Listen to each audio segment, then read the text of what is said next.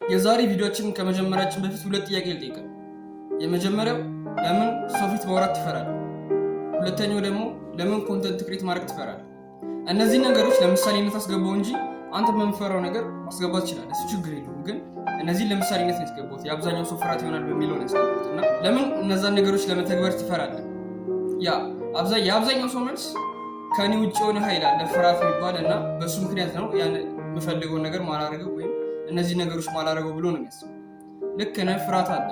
ግን ያ ፍርሃት እንዴት ተፈጠረ፣ ያ ፍርሃት ደግሞ እንዴት ነው የምሰብረው የሚለው ላይ ደግሞ ማውራት ያለብን ይመስለኛል።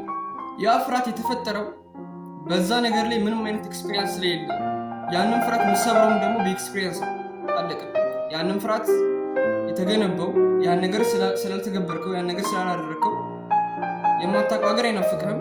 በቃ ትጠለዋለህ። ያ ነገር መጥፎ ነው ብለህ ታስበዋለህ፣ ትፈራዋለህ። ያን ነገር ግን ኤክስፒሪየንስ ባደረግከው ቁጥር የዛ ነገር ቀላልነት እየታየ ስለሚመጣ ያንን ፍርሃት ሰብረው እነዛን ነገሮች ማድረግ ትጀምራለህ ማለት ነው።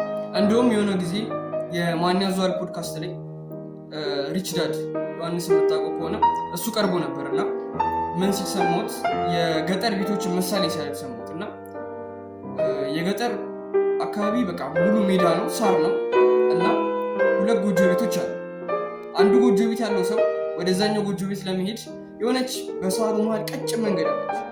ያቺ ቀጭን መንገድ በምንድን የተፈጠረች? ሰዎች በዛች መንገድ ላይ ደጋግመው ስለተረማመዱበት ሳሩ እየጠፋ መንገድ ይሆናል ማለት ነው።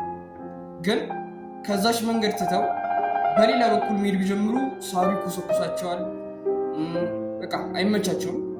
ግን ደጋግመው በዛች መንገድ በሄዱ ቁጥር ምን ይሰራል? መንገድ ይሰራል። ከዛን በዚችኛው መንገድ ደግሞ መሄድ ስላቆሙ እየጠፋ ይመጣል፣ ሳር እየወጣበት ይመጣል ማለት ነው። ይህ ምሳሌ ሲጠቀሙ ሰሞኑና በጣም ተመችቶኝ ነው እዚህ ጋር ማውራት የፈለኩትና እውነት ነው። ለምሳሌ አሁን አንተ የሆነ የለመድከው መንገድ አለ፣ የምትሄድበት ደጋግመህ የምትራመድበት የሆነ መንገድ አለ አእምሮ ላይ ማለት ነው። በዛ መንገድ ትመላለሳለህ፣ የለመድከው እሱ ነው። ግን በሌላ መንገድ ልሂድ ስትል ብዙ ነገሮች እንደ ሳሩ ይኮሰኩሳል፣ ያስቸግረዋል፣ ምናምን ስትረግል የሚያደርጉ ነገሮች ይመጣሉ። በዛን ሰዓት ያን ነገር ትፈራዋለህ፣ ትጠለዋለህ። ከዛን ያን መንገድ ትተህ በለመድከው ብቻ ነው እየሄድክ ያለው አንተ። በዛ መንገድ ግዴታ በዛ በኩል መንገድ መስራት ካለብህ ግዴታ የመጡትን ስትረግሎች መቀበል አለብህ፣ ኤክስፒሪየንስ ማድረግ አለብህ ያን ነገር እና አእምሮ የለመደውን ነገር ስለሚፈልግ ያን ነገር የምትፈራው ነገር እንድታደርግ አይፈልግም፣ ኤክስፒሪየንስ እንድታደርግ አይፈልግም። የሆነ ዳርክ ነገር ያሳያል ማለት ነው፣ ያን ወደዛ ነገር እንዳትሄድ እንዳትጠጋ ማለት ነው። ግን አንድ እርምጃ ወደሱ በተጠጋ ቁጥር ያ ነገር ኖርማል እንደሆነ እየታየ ይመጣል ማለት ነው። ከሰዎች ጋር ማውራት፣ ኮንተንት ክሬት ማድረግ፣ ብቻ ቪዲዮ መልቀቅ፣ ብቻ እነዚህ ነገሮች እንዳለ ቀላል እየሆኑ ይመጣሉ።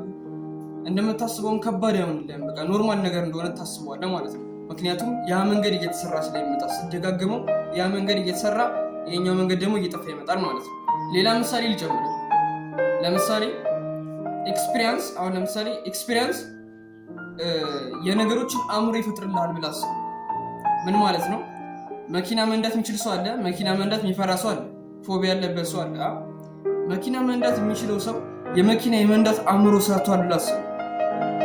ገባ? ያ መኪና መንዳት የሚፈራው ሰው ደግሞ የመኪና የመንዳት አእምሮ የለውም ብለህ አስብ። ቀለል ባለ ምሳሌ ማለት ነው።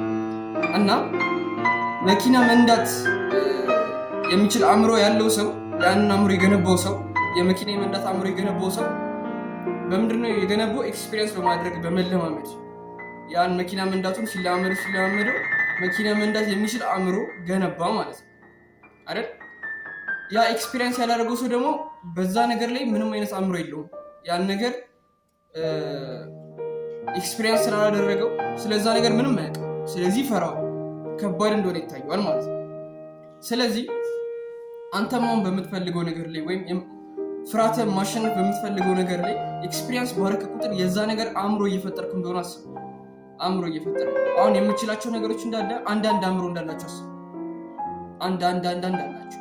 ከዛን የምትፈራው ነገር እንደማችል የሚሰማህ ነገር ደግሞ በዛ ነገር ላይ ምንም ኤክስፒሪየንስ ስለሌለ የዛ ነገር የሚሆን አእምሮ የለህም ማለት ነው።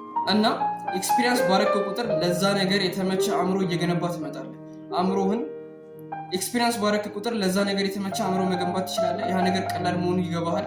በቀላሉ ያን ነገር መተግበር ማድረግ ትጀምራለህ ማለት ነው። እና በአጠቃላይ የምትፈራው ነገር ኤክስፒሪየንስ ስላደረግከው ነው የፈራኸው። ያን የምትፈራውን ነገር ደግሞ ለመስበር ደግሞ ዋነኛ ማድረግ ያለብህ ነገር ኤክስፒሪየንስ ማለት ነው፣ ያንን ነገር ማለት ነው። የዛሬ ሀሳብ ይህን ይመስላል። ቪዲዮ ከተመቸ ላይክ አድርገው፣ ቻናሉን ሰብስክራይብ ብታደርግ ትጠቀምበታለህ። ሀሳብ አስተያየት ካለ ኮሜንት ላይ አስቀምጥልኝ፣ አነበዋለሁ። ቴሌግራም ቻናል አለኝ። የቴሌግራም ቻናል ሊንክ ዲስክሪፕሽን ላይ ወይም ደግሞ የኮሜንት መጀመሪያ ላይ አስቀምጥልሃለሁ። አመሰግናለሁ።